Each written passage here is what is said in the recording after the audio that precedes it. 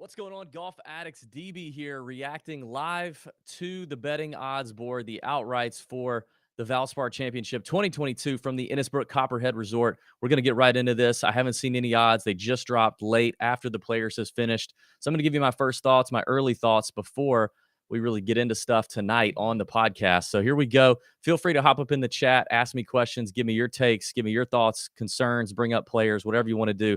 I'll do this for a few, maybe 15, 20 minutes. We'll see what we get. We'll see what we get. This is going to be crazy because, as we all know, this is something you all need to know, okay? If you're betting the Valspar, if you're betting any PGA Tour event, when you have a late finish, when you have a Monday finish right after, that is, you're going to get some withdrawals. There's been a lot already. There's more bound to happen, bound to come in as the Players Championship ended Monday evening at like 6:30. So it took a while for the odds to come in, and now you're going to have guys considering whether or not they want to continue playing golf this week and get their brains kicked in by the Copperhead course, which can be kind of tough. So we've already seen a number of them out. I will tell you this: that the Twitter account to watch is Rob Bolton, who it's at Rob Bolton Golf. He works for the PGA Tour. He's going to keep you abreast of any any withdrawals. So far, let me tell you guys who's out that's notable. So Joaquin Neiman has bowed out. Taylor Pendrith, who just had a really great showing at the Players. He's been playing great. Corn Ferry Tour rookie or Corn Ferry Tour graduate, PGA Tour rookie. He's out. Patrick Rogers, Brandt Snedeker are out. I'm so glad Patrick Rogers is out because either me or Pat always has a case of the Patrick Rogers. Maverick McNeely and Cameron Young are out. Now, Cameron Young, I think the Players was maybe his 6th or 7th event in a row. Dude needs to take a break. I'm sure my man's got blisters or something going on. So they're out as well. Kevin Tway's out, whatever. No big deal there.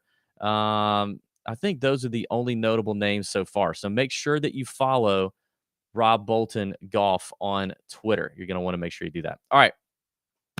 Here we go. Let me turn it on. I'm going to look at two different sports books here, DraftKings and FanDuel. I have found in recent weeks that these two books, at certain ranges, they're much better values week to week, and then vice versa at a different range. So let's see what we get. Top of the betting board for now, and I'm recording this, by the way, this is Tuesday morning, about 9:50. So God knows what's going to happen after this. I thought Justin Thomas would be the favorite. When I click over on DraftKings, he is the favorite right there with Victor Hovland at 10-1. On FanDuel, it's also JT and Hovland at 11-1. So let's see. Top of the board, you got like Hovland, Thomas, Morikawa, Xander, Paul Casey, Louie Oosthuizen, Sam Burns, Dustin Johnson. That would kind of be where I would cut it off as really the true top of the board. Let's see if FanDuel says anything different. Yeah, you just got better numbers on these guys, really. The shorter numbers on FanDuel at the moment. So let's see. Let's dive into that first little batch. I will say, interesting to see, man, how about Dustin Johnson this past week? Like, I got to be honest, maybe I was thinking with all the sheep that he was just not going to do very well. We haven't seen him play very well. We haven't seen him be the Dustin Johnson that we're used to seeing him be. And he goes out Sunday and ties the course record, shoots 63. Now, we didn't see it. Of course, they didn't show us any of his shots because he wasn't really in it, but which is, kind of weird. But I mean, that's pretty sporty, old DJ. Oh, you know what I forgot to do before this? I forgot to pull up Fantasy National and just start looking at some early, like just maybe recent form and course history. So let me pull that up real quick. This is great, great radio or whatever this is that I'm doing, podcasting. This is great. So let's see. Let's look at DJ has played here the last couple years at Copperhead, finished 48th last year. Now, you also need to know in 2021, they played it in May, I think. And so now it's back to its normal spot in March. So DJ at 18-1, I mean, coming off that great form, I'll tell you what, and he's right there with Sam Burns at 18-1 on DraftKings. Where are they here? They're 15-1. Okay, DJ's better than Sam Burns on FanDuel. He's 15-1. Burns is 21-1. Burns looked like he was fighting it on Sunday, and he was, and he battled. He kept in there, but he looked like he was kind of fighting the golf swing on Sunday. And he also talked about it pre-tournament at the Players somewhere, I think, press conference or something, talked about how he had been fighting and working with a little swing change here and there over the last few weeks, which is what led to his 3 or 4 missed cuts in a row coming into the Players. And then obviously had a good few first couple rounds, but to see him fight it on Sunday, I think I might bow out on Sam Burns as your defending champion here at the Valspar. Probably showing up because he feels obligated to. It's defending champ of his first event that he won on the PGA Tour. I don't know. I could just see him not being one that's going to bow out, although he may want to after what he's just endured here at the Players. Now, we did not see DJ play between the Genesis and the Players. So even though the Players was definitely a long week for him, you got to feel like he's at least a little more rested than some of these other guys. So I don't know. DJ at 18-1 on DraftKings could be one of the early clicks for me. And if you're watching live, which not many of you are, at 9:56 on Tuesday morning, feel free to pop in and ask a question and bring up a name in this range that you're interested in. The next one that kind of gets my eye would be these two, Louie and Paul Casey. They're both 16-1 on DraftKings. Let's see where we're at here. Louie and Casey 24-1 on FanDuel. Much better numbers there for both of those guys. Obviously, Louie didn't have the greatest week. Didn't have a great Sunday. Played very poorly on Sunday. Let's see what happened.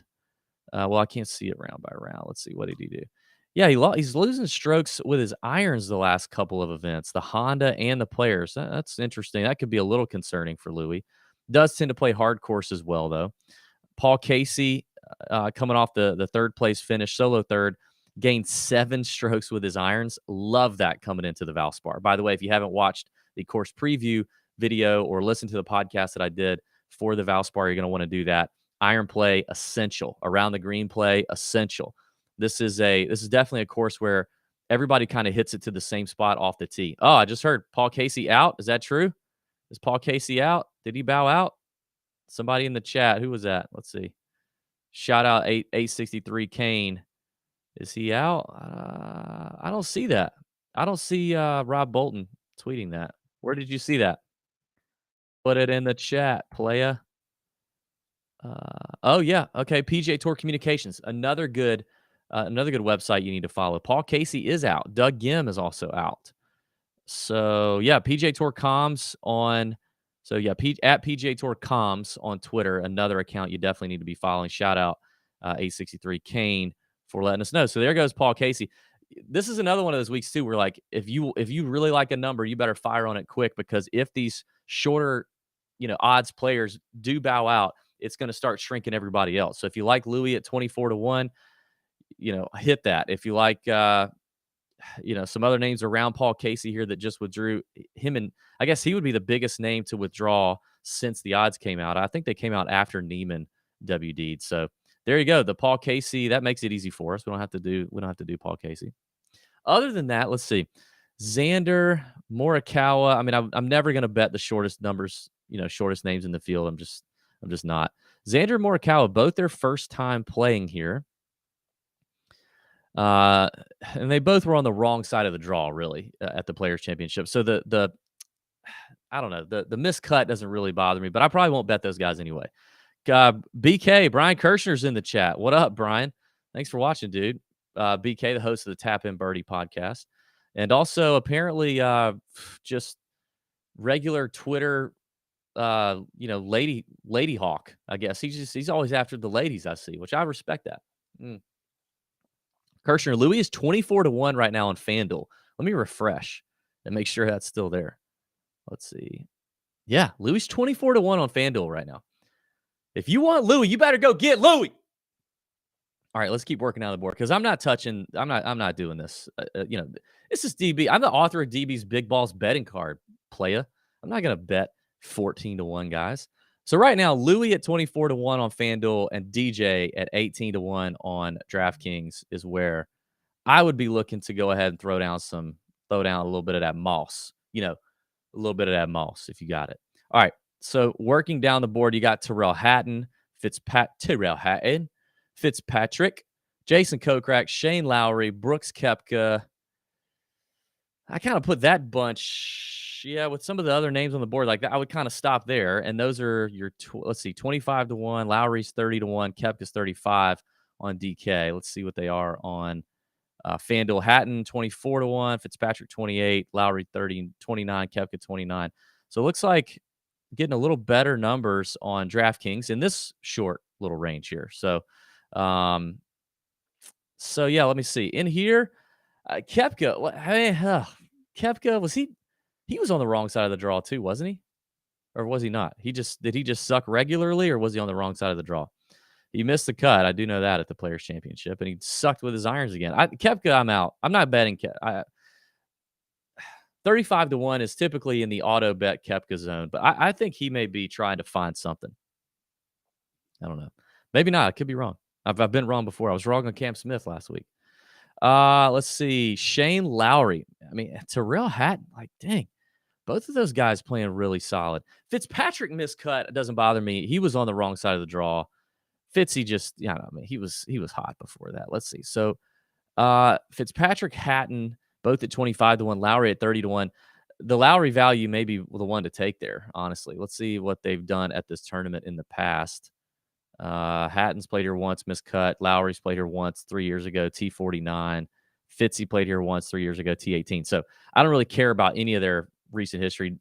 It's not a positive or a negative in my book either way for these guys. So I'm cool. So I think actually, yeah, Charlie, AC will be betting Koepka. We all know that. I don't care. I won't. What do we want to do here? Lowry, Fitzpatrick, Hatton. I think I lean Lowry right now. He's just doing everything, isn't he? Yeah, he is. He's just doing everything really, really well. Long term, short term, great iron play, great around the green. Doesn't get in a whole lot of trouble off the tee. Coming off a second at the Honda, a 13th at the Players. I mean, the Florida swing is tough, man. That'll really get you down. And Lowry has been pretty good. But then you've got Terrell Hatton doing the same thing. 13th at the Players, second at Arnold Palmer. What I don't like about Hatton is that his last two finishes that I just mentioned, he's gained 16.4 strokes gained putting. Holy shit. That is a lot of strokes gained putting. Did he ever miss? Did he ever miss? This just in, he did not miss a putt in the last 2 weeks. Good God. I'm not touching that. Surely we're going to have some regression on Terrell Hatton. Actually, I think he did miss wait a minute. Poof, a memory just hit me. He did miss a putt at the Players, and it was caught on camera. Sky Sports, whatever, the way better broadcasting station at overseas in the UK, posted it, and he said like, "Oh, bloody fuck off," like yelled at the cup. Dude, you are on your way to gaining 8 more strokes putting after gaining 8 strokes last week, and you miss one putt and you blow F off the hole. What are we doing? Get an evaluation, Hatton. Get a psychiatric evaluation. 8 strokes gained, and you are bloody effing off the hole. It's golf. You missed one putt. One putt. Try being Paul Casey. Paul Casey literally hit it up a gnat's ass on the 16th hole on Sunday, and it bounced, beeble bobbled. It didn't even land in its own pitch mark. It beeble boop boop boop boop boop boop boop, landed in a gnat's ass in someone else's pitch mark, and it may have cost him the tournament. And Terrell Hatton is bloody F-bombing that. For that reason, I'm out. If I'm betting somebody in here, it's Shane Lowry at 30-1. Good Lord. All right. All right, bring me back. Abraham answered, Keegan Bradley, Bubba, Fleetwood, Noren, Seabass, Tringali, Jason Day, Webb Simpson, nope. Kisner, interesting. Mckenzie Hughes, Adam Hadwin, Varner. That's kind of the next range. Sebastian Munoz. Now it's all about to get jumbled. Let's see. Who makes me tingle here? I don't know. Let's look at some. Let me see. Who makes me tingle? Who do we want? I'm drawn to Kisner at 70-1. I think I'm out on J Day. Iron's still wacky. I tried to play him at the Players and he screwed me. But wrong side of the draw again. Webb, I'm out on. The injury note. Mckenzie Hughes, I'm always out on. So I don't know if that hurts me or helps me. I'm never in on Mckenzie Hughes. I don't understand how he continues to luck box his way into good finishes despite horrible, ongoing, perpetual, terminal poor iron play. Hadwin is interesting. He's a defending champ here. I like him at 70-1. Varner at 70-1. I like Knox at 70-1. I like that 70-1 quad right there of guys on DraftKings. I'll go check him on FanDuel here in a second. Working back up the board. I talked about Seabez a few weeks ago. Do we think Seabez can win? I don't. I don't think he can win yet. I think he needs, like, we need to see him in the hunt, in the heat of battle late on a Sunday on the PGA Tour before I believe he can win. Noren at 55, I'm interested in. Keegan at 55, I'm interested in. I'm usually never interested in Abraham Answer shorter than 50-1. So let's see if any of these names are more interesting on FanDuel. Yes, they are. Wow, let's see.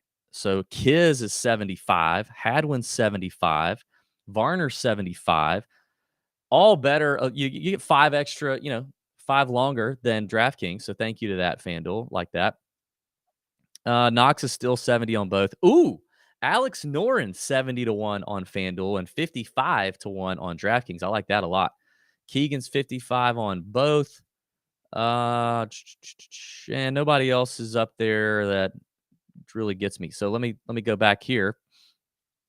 Yeah, Lance in the chat says Sunday momentum for Hadwin. Yeah, he played great Sunday. I do like this spot for Hadwin. So that looks like a FanDuel bet there for Hadwin.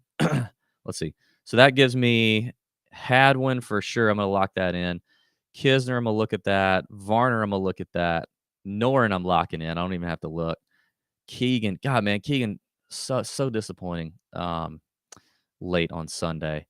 So let's look at those guys. They're all better. They're all better or equal. They're all better value on FanDuel with the exception of Keegan is 55-1 on both. So let's look at how these guys have played Valspar. And I haven't done any stats or modeling or any of that. I haven't done any of that. All that happens tonight on the podcast. So I've not done any of that. So I'm just looking at like form and history and value. So Noren's played here one time last year, finished T21. Varner's played here a handful of times, no good finishes. 65th, 78th the last couple years, and missed cuts prior to that. But let's take a look at Varner. I want to dig a little deeper there. Hitting it well. Gained 8 shots ball striking just off the tee and approach at the Players. Let's see how he looked coming into. He did look great coming into this. Let's see how he looked coming into the Valspar last year. Where is it? Oh yeah, Valspar was canceled last year. What am I talking? What, right? Or no, it was moved to May. Why doesn't he have history here? I'm not seeing it. Okay, I don't know. I'm missing something. So maybe I'm out on Varner if I got to pick a few guys. Let's see. Keegan finished runner-up here last year. I do remember that. He got beat by Burns there. Got run down by Burns. So I'm probably in on Keegan. What, did my mic just get louder? Did something just happen? I feel like something just got louder. Yes, I know Burns won last year. I remember that. I was there for that. I think I probably had a Keegan ticket there. I think I'm in on Keegan. So Keegan might be an early click at 55-1. Noren for sure. Noren, let's see. What did he do? Noren already mentioned T21. Hadwin, now, just, after Hadwin won here, he finished 12th in 2018 and then miscut the last 2 years. Yeah, 2020 was canceled. That's right. But that's kind of the MO for Hadwin. I'm not super concerned about that. Let's see what he's done. Valspar. Yeah, last year's Valspar, it just wasn't awesome. He didn't do anything with his irons. When his irons are on, that's usually what clicks for him, and if he can hit some fairways. So, I don't know. Hadwin's not my favorite. I think my favorite in this range would be Kiz, Noren, and Keegan with possibly a Hadwin to follow. I don't know. That's a really sexy range for sure. So I'm in on that. All right, let's keep working down here. I'm going long. I need to cut this off. Where's that? All right. So now we're gonna go quicker here, rapid fire. Names that pop.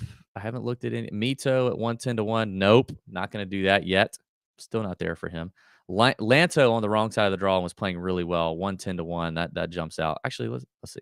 How about Kazire? 10 birdies on Sunday. And a shank on Saturday. He's 130-1. Who knows? Harmon, Wise, I don't know. I could see a little Wise. Joel Damon. What's Joel? How How many events is this in a row for Joel? Let's see. Joel, where are you, Joel? T30 here in his first attempt in 2019. Let's see. Joel play. Yeah, this is only his second event in a row. I don't know. That could be interesting. How about Joel gaining 4.8 strokes putting and still not finishing top 20? That's crazy. He never does that. If you told me Joel would gain 4.8 strokes putting, I would say, oh, he finished top 10, or maybe he won by a billion. Lanto's still interesting to me because he's still hitting it good. He just had a really tough time around the greens. That is usually his bugaboo, but he like lost a lot. 110 to 1 for him. I'm probably I don't know. Probably won't do that. What about Russell Knox? Where did I say he was? Where's Knox at? Oh, he's 70 to 1 on FanDuel. Where is he on man, he played good on Sunday. He could have had it on Sunday. 70 to 1 on both. Russell Knox. Yeah, he's hitting it good, man. Actually, I think Knox I might like Knox over Hadwin. And his form here at the Valspar is not bad. He's only missed one cut in 7 attempts. Last few years, 21st, 24th, 16th at the Valspar. Very solid. That might be a click. Oh, Rusty Knox, huh? Yeah. All right. Any other names you guys want me to throw down here? I don't know. I'm not. This is a tough. This is another like tough course where we tend to see um guys have to battle it out. Grinders course. You got to grind it out again. Some of these names we're getting to the point where, like in the 100 to 1 range, if somebody up top drops out, I don't think you're going to see a whole lot of change here. Streelman, nah. Yeah. Let's see if any of these guys. Let's see. Best strokes gained at the Valspar in recent years in this field. Boy, Kokrak's done really good here. He does great on short, tough courses. He's interesting. Vaughn Taylor. No, God, no. I won't do it. Don't make me do it. I'll probably do it. I like clicking Vaughn Taylor's name. Local guy, Champions Retreat member. All right, I'm probably starting to lose people at this point. So, I don't know. Denny McCarthy? What did McCarthy end up at? How did he play? Yeah. Ended up 60th. I guess he had a rough weekend. He was doing okay there. Where is he at? Where's Denny Mac? Take me to Denny's, mama. Take me to Denny's. Is he too short? Normally he's too short for me to bet him to win. Oh, okay, maybe not. Where is he? Oh, 80 to 1. Yeah, I don't like that. Where is he on FanDuel? 90 to 1. Okay, getting there. We're getting there. We're getting there. Anybody else really popping? Anybody else really comfortable here? No. Where the hell is Charlie? Huh? Charlie likes it here. I don't know. The long shots we'll look at later, a little bit later. Actually, I'll tell you what I like to look at. Here's a little secret. I like to do. I think I usually put this in the heavy petting email. I like to go to Data Golf. Where do I go? I go to Data Golf, and I go to a course history tool. I go to the golf course, Innisbrook. I set the minimum number of rounds to 12. Just want to look at that. And then they have a strokes gained performance versus expectation thing. And I like it mainly for identifying the scrubs. Find the scrubs that outperform their typical strokes gained scrubbish behavior on a regular course, or compared to other courses and fields, and see where how much better they are here. And so I like some of the names that pop up here. Oh, not here though. Let's see. Jimmy Walker's up there. Luke Donald. Bubba. No. Danny Lee. I can get on a Danny Lee bandwagon pretty quickly. Tringali. Charles Schwartzel's up there. Kuchar's up there. What did Kuch do? What did Kuch do this week? What side of I have no idea what side of the draw he was on.